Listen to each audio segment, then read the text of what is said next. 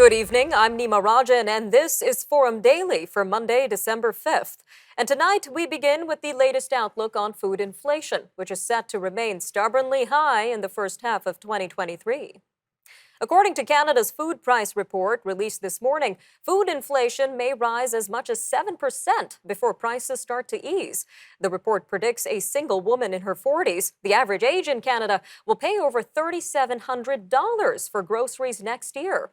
A single man the same age will pay nearly $4,200, and the average family of four can expect to fork out $16,288. Multiple factors could influence food prices next year. This includes climate change, geopolitical conflicts, rising energy costs, and the lingering effects of COVID-19.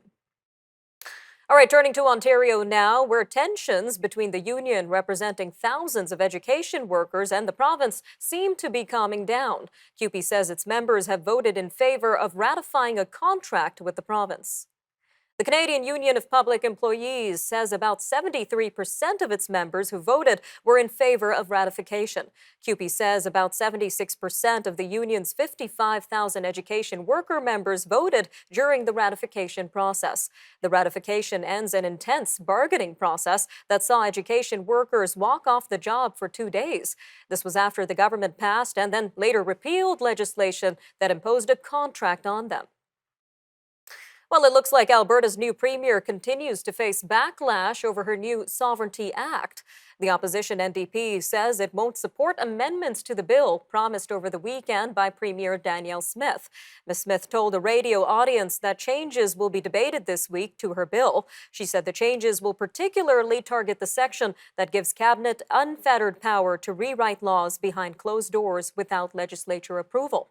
NDP economic development critic Darren Billis says the bill is beyond saving and must be revoked. Meanwhile, Prime Minister Justin Trudeau and Ontario Premier Doug Ford celebrated the opening of Canada's first full-scale electric vehicle manufacturing plant. The two leaders were in Ingersoll, Ontario today. There, they announced that the General Motors Cami production plant has been fully retooled to build the company's Bright Drop all-electric vehicle brand. Mr. Trudeau says the electric delivery vans have already started rolling off the line. Canada intends to bar the sale of new internal combustion engines in passenger vehicles by 2035. In the nation's capital, a prominent children's hospital says it will soon be receiving help from the Canadian Red Cross.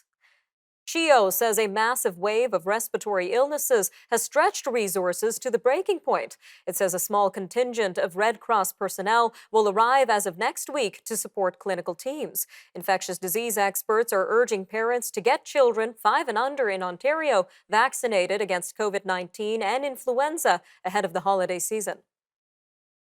All right, well, on the West Coast, the avian flu is causing a turkey shortage in British Columbia. This comes ahead of the high-demand Christmas season. The BC Poultry Association is anticipating a 20% drop in available turkeys compared to previous years. The Canadian Food Inspection Agency's latest data shows 866,000 birds in BC have been impacted by the H5N1 strain of the avian flu this year. In Montreal, the city prepares for a major UN conference on biodiversity set for Wednesday. Its goal is to get every country to agree to protect almost 1/3 of the world's land and oceans before the end of this decade. But the environment may be the easy part of the meeting, considering that it's being co-hosted by Canada and China as political tensions rise between the two countries. Amid COVID-19 restrictions, the Chinese government agreed in June to move the meeting to Montreal, which is home to the offices of the UN Biodiversity Secretariat. All right, moving to Saskatchewan now, where Premier Scott Moe says the province's population has reached 1.2 million people. Mr. Moe said in a tweet on Saturday that prior to 2007, Saskatchewan's population hovered around 1 million people for decades. The government of Saskatchewan has set a target of 1.4 million residents, which it hopes to reach by 2030. To the east, the Newfoundland and Labrador government says this year has proven to be a successful one for attendance at provincial historic sites. A record number of visitors were recorded at sites across the province, this with over 117,000 between May and November. The province says that's a 236% increase in comparison to 2021, and it's a 13% increase compared to 2019 before pandemic restrictions. As part of the province's Come Home program, site admission was free. All right, stay with us. More news from around the world up next.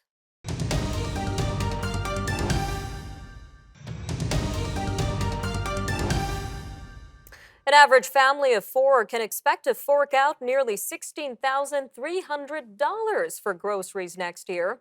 Now, that would be nearly $1,100 more than this year's average spend. Canada's latest food price report says food inflation is here to stay, at least for the first half of next year. The report predicts that food prices will rise between 5 and 7% next year before easing back. Food bank use in Canada also reached a record high this year and is expected to continue to grow in 2023. Well, joining us now to unpack the report is Miss Samantha Taylor with the Agri-Food Analytics Lab at Dalhousie University. Ms. Taylor, welcome back to Forum Daily. Thank you again for having me again, Nima. So, what are the main takeaways that Canadians need to know from this report?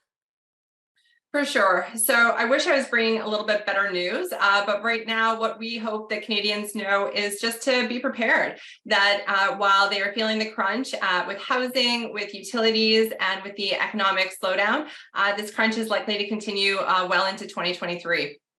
Unwelcome news indeed, Ms. Taylor. Now, where will we see these price increases the most in terms of groceries? Well, unfortunately, it's going to be pretty steady across the board. So we're going to be seeing them in dairy, we're going to be seeing it in meats, we're going to be seeing it in others, so kind of the middle of the store. And we're going to see it the most with vegetables at 6 to 8%. Making it harder to eat healthier, it seems.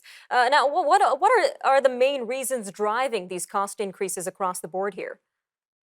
For sure. So it's going to be similar factors to what we've already seen with our 10.3% food inflation in 2022. So the impacts of the war in Ukraine, the tail end of the COVID-19 impact to the supply chain, high oil prices, continued global tensions, as well as labor shortages. Now, are these price increases equal across the country, or are prices differing in some regions or provinces? So they're relatively the same or similar across all provinces, with the exception of Quebec and Newfoundland, because they had uncharacteristically high price increases in 2022. They're unlikely to see the same magnitude of increase because they kind of had a bigger hit, and it's unlikely that those provinces will see the same relative hit year over year. But it's still going to be, towards that 5 to 7%, just perhaps slightly less than the other provinces. And what about the restaurant industry? How do you expect these price increases to impact that sector? So we're expecting it to be very similar at 4 to 6%, keeping in mind that restaurant prices have also increased rather significantly in 2022. All right, Ms. Taylor. Now, in a previous interview, we were speaking about greedflation, which is essentially price gouging by the grocery sector in particular right now. We know there's a parliamentary investigation looking into this, a Competition Bureau study into the grocery store prices. What do you expect from these? Well, I'm slightly more optimistic than the last time we spoke. In fact, right now, my colleague Sylvain Charlebois is testifying at the House of Commons, the Standing Committee for Agriculture, and really going to be testifying on our report as a part of that. And so we're very optimistic because Canadians are being heard, their concerns are being heard at the highest levels. And the Competition Bureau has agreed to look end to end at the supply chain for why prices are going up in the grocery store. As well as I caught on the news a little while back after their Q3 earnings report, Loblaw said that they anticipate inflation to start easing. To me, perhaps that might be them signaling that, hey, we understand our price freeze on our no name is going to wrap up on January 31st. Well, perhaps, they might consider extending it if they are looking optimistically into the future. So, all in all, lots of positive indications. However, these things take time from a Parliamentary and Competition Bureau standpoint. So I'm optimistic, although it won't be immediate. Good to hear some positive news amid all of this. Now, Ms. Taylor, it looks like we've got about a minute left here, but what can consumers do to adapt to these higher prices? Any tips or guidance that you would have for us? I teach cost management at Dalhousie, and when we really talk to corporations, we talk about the price you pay as well as the volume or the amounts that you use. So I would say the same advice holds true to consumers. And even further to that, get excited about something that will, save prices at the grocery store. So if you like apps, if you like coupon clipping, if you like shopping the sales, do that. If you want to reduce your food waste, if you want to cook large meals and freeze them, if you want to, be really diligent about reducing food waste by identifying, vegetables or fruit that might be turning, freezing them and locking in those nutrients and reducing your food waste. So my advice is find something that you can get excited about, because those small incremental impacts will have a large impact to your pocketbook. Some very helpful advice there, Ms. Taylor. Thank you again for your time today. Thank you so much for having me. Stay with us. We'll be right back after the break with an interview with Dr. Moshe Lander on the economy. Stay tuned.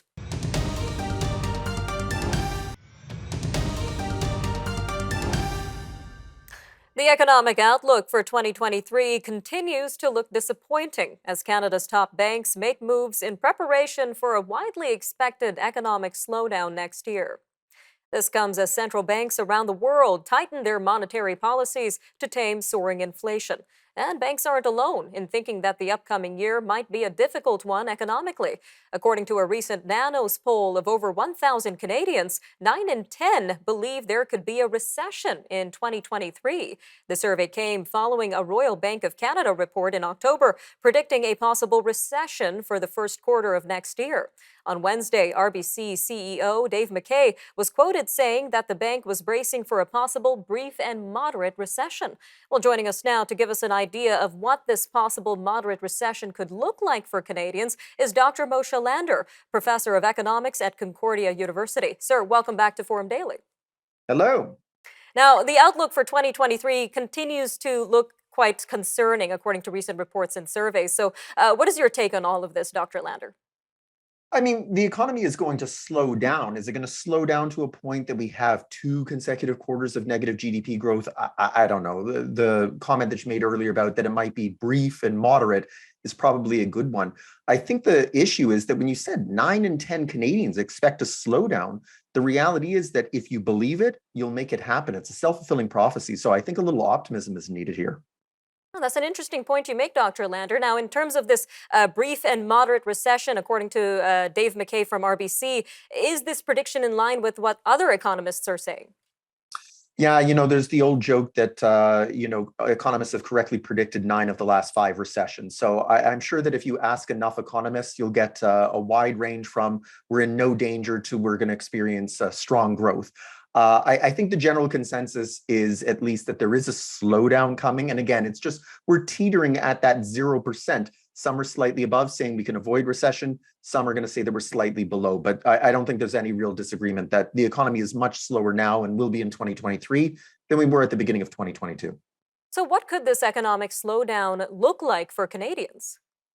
Well, if we do experience a slowdown, I don't think it's going to be the stereotype sort of recession that a lot of us have in mind, right? Big job losses and cratering economic activity. The reality is that this past summer, we've been seeing all of these job wanted ads and employers are desperate to find workers.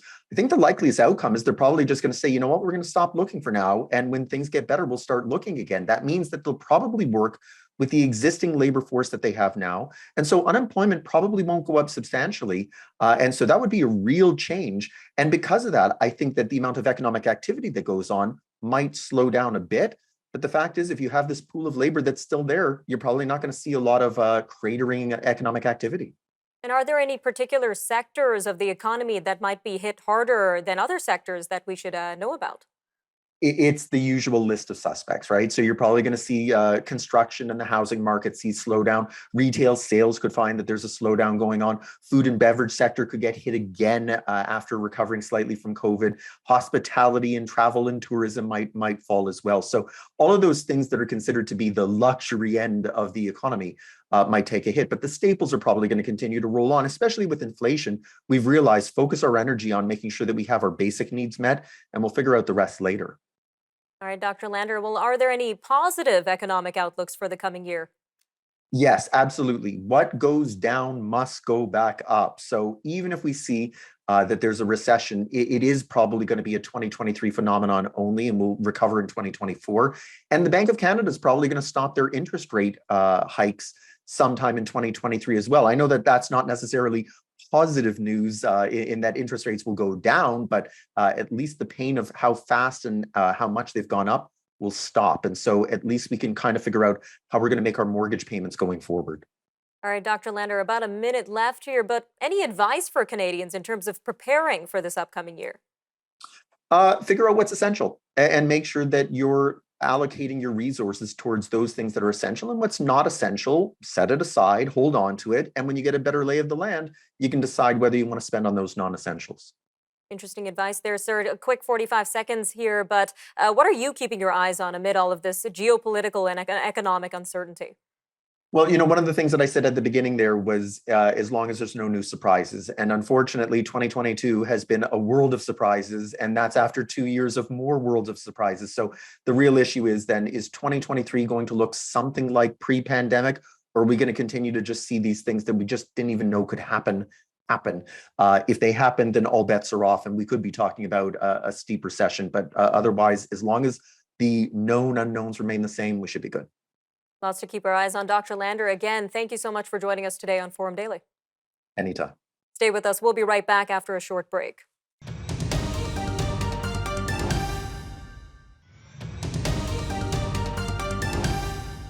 Major Western measures to limit Russia's oil profits over the war in Ukraine have taken effect. Starting today, the European Union is banning most Russian oil, and the G7 democracies, including Canada, have imposed a price cap of $60 per barrel on Russian exports to other countries.